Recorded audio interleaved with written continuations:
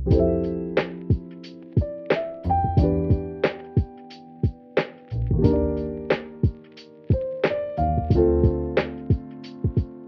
Alana. I use they and she pronouns. And I'm Jessie. I use she and her pronouns. And we're making Menches. Making Menches is an organization providing radical Jewish education. And this is the Artist Series, where we showcase queer, Jewish, anti-Zionist artists. Today we're talking to Parker Sera. Parker, introduce yourself. Tell me what name you want to be called by, what pronouns you use, where you call home, astrological sign if you're into that, and what kind of art you make. And I'm willing to repeat all of those questions if you need. Okay, sounds good. So my name is Parker Sera. I use she, her, and they pronouns. I am an actor and a poet, and I also work as a teaching artist. And right now I live in West Philadelphia. That's where I'm based. But I am from the upper Midwest, from Minnesota. I think that was everything. We're very excited to expand outside of the New York community. Not that New York doesn't have a plethora of artists. We could have truly talked to people in New York forever, but it is exciting to get some insight from people who are in other places. I've been looking forward to that. Of course, we talked to Aviva, who grew up in a similar area to you, so I'm excited to see what overlaps y'all have as well. Yeah, I feel like it's interesting to have listened to her episode, and because we went to the same elementary school and the same synagogue. She went to a different high school than I did, and I think her high school experience was really different. She lived in a suburb, I lived right in the city, but our experiences are very similar in a lot of ways. Perfect lead into our question, but also Midwest Jewish representation, good for us and good for the Jews. Tell us a little about what your relationship was to Judaism growing up, and how does Judaism show up in your life now, if at all? So growing up, my mom is a convert. My dad he grew up sort of reform, but I think that the conversation about having kids made him want to dig in a little more. And I think my mom's conversion pulled him more into Judaism. So we grew up going to a conservative congregation that when I was a kid was walkable from our house, which was a value for my dad, but then they moved it out into the suburbs and we followed. We didn't move out there, but yeah, anyway, you get the idea. So I went to a Jewish day school. It means that my relationship to Judaism growing up was much more present and happening every single day than I think a lot of people's were. And I feel really grateful for that in a lot of ways. I feel like my relationship to Judaism is very robust at this point, and it is both because of that and in spite of that. I was a pretty critical child, so I had a lot of questions about why, if God was all powerful, did we need to daven every single day? I was just like, this guy's so insecure, he needs so many praises. So I was not super about it. I didn't want to be bat mitzvahed. I was wrestled into it by my family. I was like, I'm a Satanist, screw you. But once it wasn't compulsory anymore, I felt that I slowly came back to it on my own terms. And now it's a huge part of my identity. Also, growing up with my non-Jewish friends, it was a big part of my identity, like bringing them to holidays. And I always really enjoyed sharing that aspect of my culture and educating my friends about my relationship to Judaism and about what all the rituals were, etc. But I'd say the flip side of going to a Jewish day school is that there's a lot of Zionism. We were really, I would say, indoctrinated to Zionism and also very casually exposed to trauma from a really young age. So my awareness of the Holocaust was always extremely front and center. I think those two go hand in hand, and I feel like we've talked about that or on Making Menches in general, just using the trauma of the very real historical and generational trauma of the Holocaust, but tying it into propaganda, indoctrination around Zionism and Israel, and being like, oh, you feel how horrible that feels and how scary that is? Here is like the beacon of hope, and here's what we need to rely on so that never happens again. I find it so strange as well, because I 100% agree. I think that the Holocaust is weaponized by Zionists all the time to justify the whole project. But even as a kid, as soon as I started to come into any amount of awareness of what was actually happening, which took a long time. That wasn't until probably high school, I'd say. But I just know that for me, Tikkun Olam and the never again mindset of the Holocaust and just a commitment to social justice because of being historically oppressed peoples feels very front and center to the way that I conceive of my Judaism and the cognitive dissonance and the connection that is not being made, and this other connection is being made instead between being historically oppressed and Israel has always been very bewildering to me. I find it super confusing. Honestly, good for you that that came as early as high school. I feel like it took me so much longer. Yes and no. I was having a panic attack in my history class because we were reading Zinn, and I was like, oh no. I remember we had a speaker come in who was speaking I went to a public high school, and we had a speaker come in. I don't even remember what they were talking about now, but it must have been something about Zionism, and I felt so attacked just from the subject even coming out that I had to run to the bathroom and have a panic attack. But I think just very slowly, because I did have a political consciousness, like I started going to protest the Iraq War when I was in like 7th and 8th grade, and I started to notice that my other friends who felt similarly to me about a lot of things, we had this one big convergence, and I started to feel self-conscious and worried about that, and eventually had to investigate it. Yeah, I super resonate with the social justice values of Judaism taking such a front seat for me. I feel like before I was even able to identify with some of the spiritual elements that I now identify so closely with, it was really the social justice and care for the world and people around us and community that made me so proud to be Jewish, even when I religiously didn't really vibe with the whole situation. I was like, I'm an atheist, but I like what we have going on in general. So thinking about social activism and the ways that Judaism allows us to tap into social activism, I'm curious what you think about the idea of art as resistance, and if you make art as a form of resistance. I have two primary art forms, one of which is writing poems and the other of which is acting. And I think I felt for a long time a schism between feeling pulled toward activism or feeling like I should be doing something to do Tikkun Olam, and feeling like the pursuit of my art was at odds with that when it comes to acting, especially because it's a storytelling medium, and the stories that you tell are really important. I feel like you guys talked about this a little bit with your other actor. Yeah, definitely. The longer I've been at it, the more I'm like, oh, right, I get to shape the way that I'm having that acting career. And I do feel like really central to my philosophy as an artist is that I think the thing that makes humans different than other creatures is just that we really need narrative. And we are just constantly telling ourselves stories and each other stories in order to understand ourselves. So the way that we tell the stories and which stories we're telling are really central.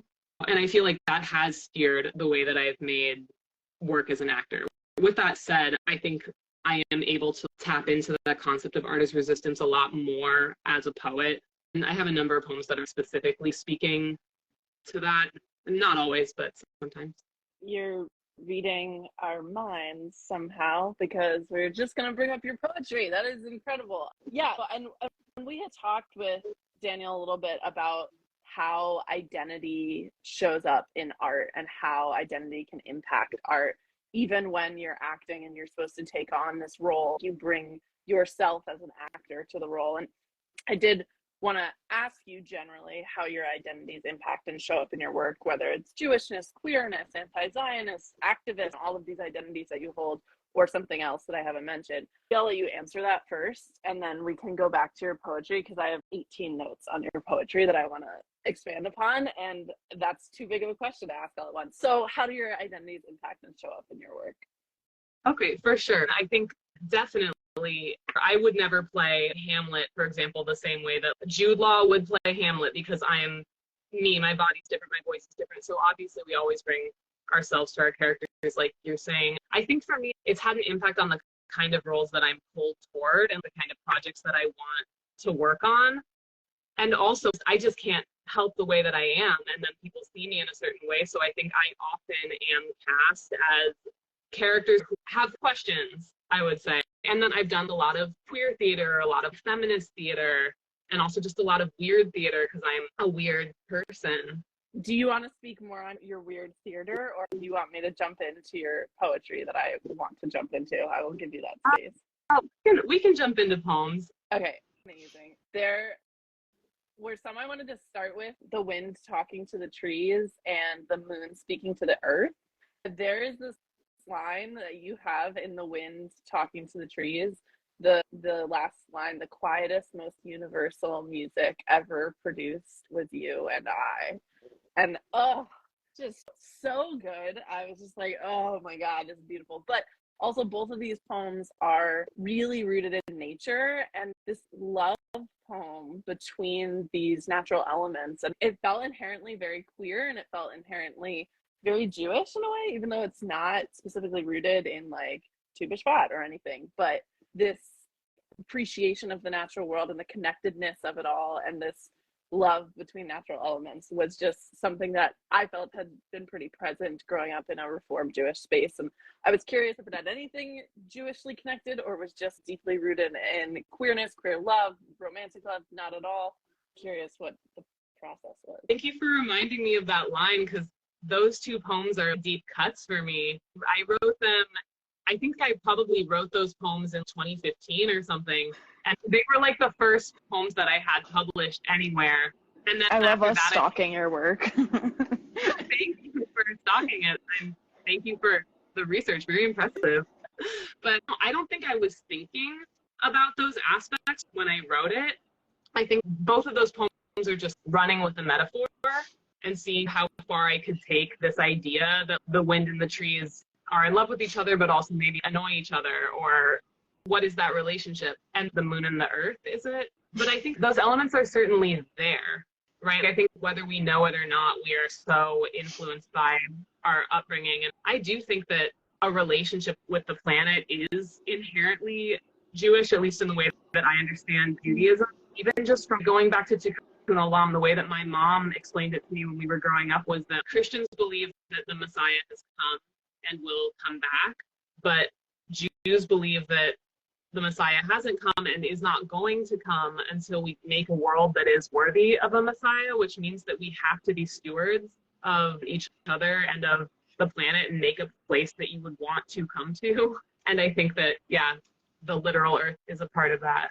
And also, yeah, I think anthropomorphizing nature, anthropomorphizing anything is very inherently queer. And that makes me think so much of your Mourner's Kaddish for RBG. And so many parts I want to pull apart. And obviously this is a more explicitly Jewish poem. You're talking about the Mourner's Kaddish, but thinking of several different elements I want to pull out real quick. There's this section where you say, I will be there, but with honey dripping from my mouth. Though I have endless rage, I have no more left for tomorrow. I will be there, and I hope no one dies. Light candles, even though the wind will swiftly blow them out. Sing the blessings, even when you only half know them. And I think what you're speaking to, whether this was your intention or not, is this never feeling Jewish enough and the futility of practicing Judaism in this day and age that so many of us struggle with, and just so eloquently captured this helplessness but desire to do ritual and engage in such a beautiful way. It was really powerful. Thank you. I think for me, ritual has always been the most attractive and enduring part of Judaism for me. Like I am an atheist, or kind of an agnostic atheist, but for me, being Jewish is so much about the rituals, but even more than that, what the rituals do in terms of creating community. You can do the rituals with other people who know how to do them, or you can bring people into the rituals who've never done them before in their life. And the sense of ownership that I have over this is what you say, this is how you do it, this is why we do it, is so central. And just like the oral tradition of that, I just find it so beautiful and so important. And it's been a really central part of a lot of my most treasured relationships with people of all faiths. I love the part of referencing the synagogue without walls, and then the vidui, the beating of our chest, so powerful. And you end on this concept you were just talking about, building the world to come, building the world that we want to live in with these beautiful words. And the world to come, as for that world, we must take fistfuls of honey and ashes, and we must build it. And inherently, it reminded me of the quote about keeping the two different quotes in your pocket. One, the world was created for you, and then the other, you know, there are nothing but dust and ashes, or that interpretation. And it was just, again, so eloquently bringing together the hopelessness of the moment. Also, I'm pretty sure, and you can correct me if I'm wrong, you wrote this in 2020. What a time to feel hopeless. And also, maybe you could talk specifically about, I don't know if you were in Minnesota in 2020, but that is a time where there was a lot of change and things that were going on that felt terrifying and real, but also what is actually going to change. And all of this is just really captured well in the ash and the honey in your hands and trying to make something beautiful that we want to live in. So I thought, obviously very Jewish, but really summarized kind of the angst and the anxiety and the potential for joy in this moment. So yeah, I did write the poem in summer of 2020, and I was in Philadelphia at the time, but I'm always a little bit homesick for Minnesota. I just love Minnesota so much, and I was in Minnesota and living in Minnesota when other terrible precursors to George Floyd took place in Minnesota, like Jamar Clark and like Philando Castile, and the desire to be there and be with my community, and also the concern for everyone who was there was really palpable at that time. But also in Philly and everywhere else, things were really popping off, and Ruth Bader Ginsburg died a couple days after a bunch of white supremacists were threatening to come to the farmers market, which is in the poem, the farmers market in West Philly, which is a very frequented by queers of a place. And just all these images of all the high holiday services were having to happen over Zoom. And when I was like walking through the neighborhood, I would see people literally davening on their porches, and just everything felt, yeah, very desperate, as I'm sure we all remember. But also, I think a lot of us were, because of not being employed and because of everything that was going on, we had a lot of opportunities to experiment with living our values in ways that we weren't free to do before. And I was thinking a lot at that time about the confluence of anarchist philosophy and anarchist thought and tikkun olam and Judaism and the destruction of the temple and the rebuilding of the metaphorical temple, and just feeling these things dovetailing together and needing to put words to that. And obviously that confluence of anarchism and leftist thought in Judaism is not new. It's super, super storied and old, and I don't think gets talked about enough. Yeah, definitely. I feel like this is exciting for me and Jesse, because I feel like both of our main art forms are poetry. And so I'm just realizing this is the first time we've talked to someone who is a poet. And so it's fun, I think, for us to be like, yeah, just talking poetry. So thank you for bringing us that, and thank you for letting us share your work. I think it's really exciting for that reason. In relation to your RBG poem and some of your more leftist politics that you mentioned earlier, and like in the spirit of like Jewish questioning and Jewish activism, I was curious if you had any thoughts regarding writing about and honoring Jewish people who have done a lot of really incredible things and then have also been part of decisions that are less than incredible, and what that felt like, what that looked like for you. Yeah, I actually, whenever I read this poem live, I always intro it by telling people the name of the poem and then telling people that I regretted calling it that because it's not really what it's about, and it makes me sound like I'm a Democrat, which I'm not.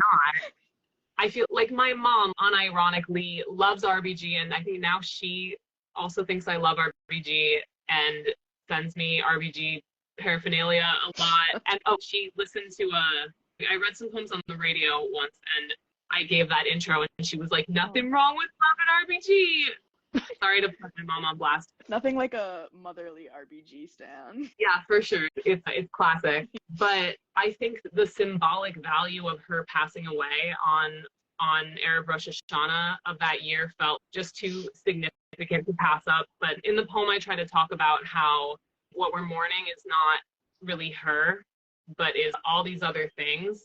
I don't think that we need to stop making art about problematic people, or I just think it needs to be part of a conversation. And I'm like this with any sort of problematic figure. I think that cutting ourselves off from consuming something can potentially come with a cost, but I think we have to engage critically, and I think we have to be discerning about if we are continuing to engage, how are we engaging and why are we engaging, and how are we telling the story of that. Some of the questions or topics you guys have talked about in previous podcasts has been about bridging the gap between elders and the younger generation. And I think that I had this talk with my dad actually about several problematic figures, but I think when he talks about not throwing out the baby with the bathwater, like John Wesley Powell, for example, is this historical figure who was terribly racist and just super shyzy, and just he did all kinds of terrible things, and also he was an important environmentalist and etc. And that's not to say we shouldn't talk about the shitty stuff he did and exclusively laud him for his accomplishments, but we should just talk about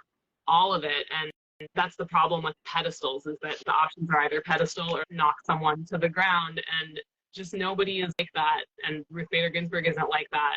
And I think that's part of Tikkun Olam, is actually engaging with nuance.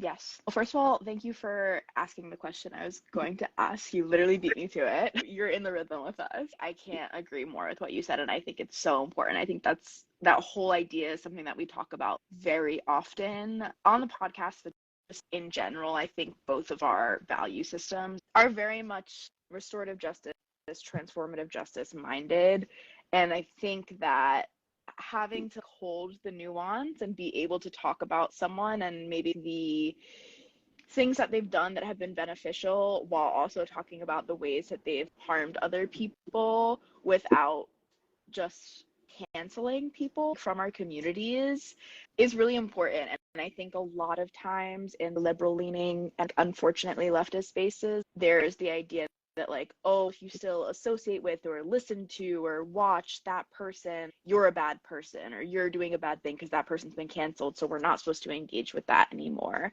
But that's so antithetical to the world that I think we're all trying to build, in which we can grapple with people's harm and sit with it and still acknowledge their humanity and give them the opportunity to move forward from it. And I do think that gets so complicated post-mortem or in people's passing, because people who have passed no longer really have the opportunity to hold themselves accountable, and they can't speak for themselves anymore. So I think that's an interesting concept. And also, if you don't engage with someone's ideas or someone's work, then you also are missing out on the opportunity to engage with that work critically. So it's like, how do you even know what someone is saying? How do you know where someone's at? I do find this kibosh on the whole thing to be almost infantilizing. If someone is telling you absolutely cannot engage with this, is it because you think that the idea is going to influence the person who's engaging with it? Like we all hopefully should be able to cultivate our own sense of personal integrity and our own sense of discernment as artists, as people with a value system, to be able to assess and engage with an idea and figure out, okay, where do I stand on this, and where would I move it to if I could? How would I move the conversation? I think that's really something, that all of us can take note and practice. I definitely find myself in situations where I'm like, oh, I can't believe you even listen to or engage with that person's content. But then it's also like, well, I guess I'm only saying that because I have heard what that person says, but I don't know that for myself. And so I can't actually back any argument I have against you engaging with that person. That's in reference to people who I think are more presently shitty and maybe wouldn't be held accountable to their work, but it's also at least know your enemy, know what you're up against, and know the media that you're critiquing, engage with it before critiquing it. And I do think that's important. Yeah, and we're speaking in general terms. Of course, we're all going to use our judgment in each individual circumstance to say, no, really, I don't want to be anywhere near that. With RBG, she's also such a public figure. Even when she was still alive, I think the idea that she herself is going to be accountable in some way to us, people who don't personally know her, for her missteps, feels less important than people who stand her. How are they going to engage critically with what she's done, and what is her legacy mean? I don't know. I'm almost getting an idea. I might start ruminating on a sequel poem about Jewish and RBG. I don't know. I'm just thinking about it. Yes. Okay. We did a workshop a while back for a group of Jewish women, middle-aged Jewish women, and we touched on RBG and tried to have a bit of a critical conversation about her. And I don't really think people were hearing what we were saying very much, but you're right in that with people like that, it's even less so about them taking accountability and more like, what can the people who want to put RBG quotes on their walls take a second and also think critically about decisions that RBG made and what that means. That's still, you can still have a level of reverence and respect while also being critical of someone, because no one is perfect. Yeah, I mean, I feel like this conversation about nuance and about how to engage, that knee-jerk defensiveness also is such a big part of the conversation about Zionism. The first time that I think I said anything critical of, and it was just a question. I had just found out that the reason that Herzl and all them were given that land was because it was annexed by the British. And I remember, I think I was 12, maybe, asking my dad, being like, wait, so if that happened, then whose land is it? And he was driving at the time and he almost crashed the car. He was so upset about it. And it was really just the question. And yeah, just asking the question. And I think that is something that I feel like needs to be addressed in a conversation with people who are really committed to the Zionist project. Actually, when I was listening to your episode with Aviva, a thought that I had was, one of the things that I'm very much into, art adjacent thing, is that I work as a teaching artist, and I recently took a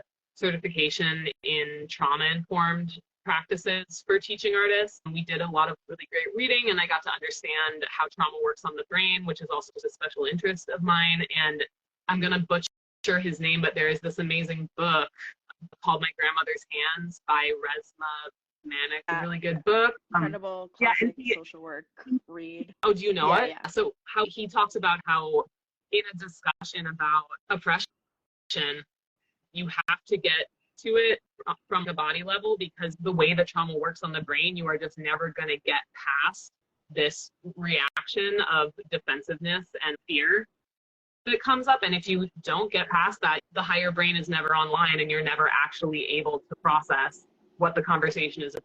And it just feels like we get derailed at absolutely step one of a conversation with our elders about Zionism. I really love this conversation too, about bridging the gap, but also wrestling with your own people, which is the struggle that we choose. And I think this all ties into the anti-Zionist movement. I've struggled with this in the past few years, definitely, but the idea of gatekeeping who can be an anti-Zionist, and like what principled anti-Zionism really looks like, and who gets to define that, and absolutely being accountable to Palestinians and the Palestinian movements that are dictating anti-Zionism, and acknowledging that it's never going to feel like enough in these communities in which Zionism is so embedded, and it's never going to feel like we're pushing it far enough. But those conversations are where things start to begin. And it's hard also, going back to the art of it all, when art begins to feel performative, or begins to feel like you're having to push a certain message through that is super aligned with your politics, or avoids the messiness or the things that could get you canceled, because then you're not really engaging with your art anymore. You're putting out something that people want. And this was our next question, but you can respond to any of this if you want, about the relationship between art and capitalism, or art and the productivity culture, and trying to produce something for consumerism rather than for what your art really means to you. Yeah, I think that's something that as I'm sure we all do, but I feel like I struggle with that a lot. So with the poetry, I've always been writing. I feel like writing poems is an essential thing that I've always done, and I only really started putting the poems into the world pretty recently. And I think a big part of that is that I, on some subconscious level, wanted to safeguard it from that, especially because the other thing that I do, which is acting, is there's such a scarcity mentality in acting. There's a lot of actors and so few jobs, and even fewer jobs that pay a living wage and make it possible to live that life. So it's highly competitive, and there's a lot of performative self-promotion that goes on, and a lot of, you constantly have to be hustling for yourself, and the job is nonstop rejection, and divorcing yourself as a human being from who you are as an artist, but also a product to a certain extent, can be really tough. I think for me, I have all these things that I did a BFA in musical theater and an MFA in acting. And especially in the BFA, I feel like a lot of the language was like, every single day you have to do something for your art. And if you're not, then you're not succeeding. Successful artists do this, not successful artists do that. There's a lot of that bounces around in my head. I feel like I've been on a constant cyclical journey of learning to rest and slow down, or learning that I am more successful and better at doing all those things when I'm not in such a spiral of how am I going to be a product? How am I going to be successful? For me, it's been very helpful in the last couple of years because I am like a total outside nature babe where I'm like, oh, I love doing this thing, but I could make a different choice and go live in the middle of nowhere and also be happy. And just reminding myself that I made up a game to play, which is the pursuit of art as a career, and playing the game is how I've given my life meaning right now, but I could opt out of the game if it stopped being fun.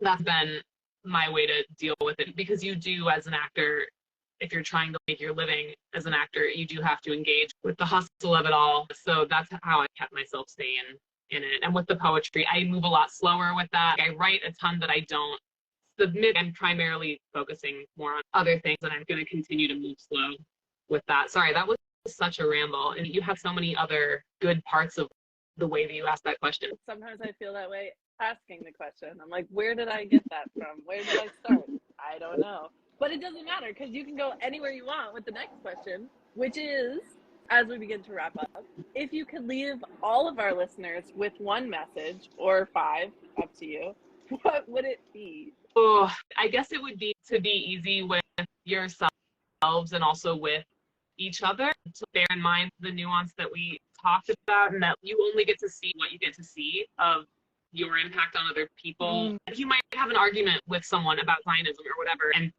feel like you came away from that with nothing, and that no one understood each other, and that it just led to discord, but it can plant a seed. And I feel like for me, the process of a seed of doubt being planted, to being able to publicly say to people that I am an anti-Zionist and that I'm not about the Zionist project, and coming up with alternatives to that, took 10 to 15 years probably.